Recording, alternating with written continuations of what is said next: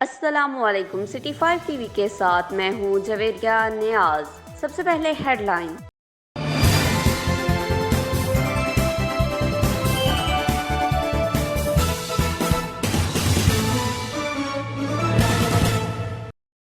مہنگائی کی شکایت پر ڈپٹی کمشنر عمر شیر چٹھا، ڈسٹرکٹ پولیس آفیسر حسن اسد الوی کا سبزی فروٹ منڈی کا دورہ۔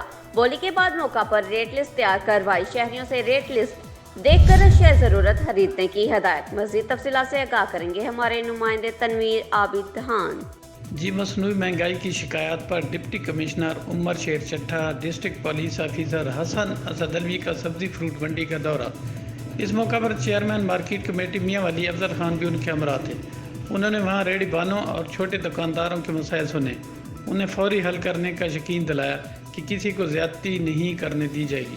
انہوں نے خریدار دکانداروں کو ہدایت دی کہ مارکیٹ کمیٹی کی طرف سے تیار کردہ ریٹ لسٹ کے مطابق سبزی اور فروٹ فروخت کیا جائے، ورنہ سخت ایکشن لیا جائے گا۔ انہوں نے شہریوں سے کہا کہ سامان ریٹ لسٹ دیکھ کر خرید کریں۔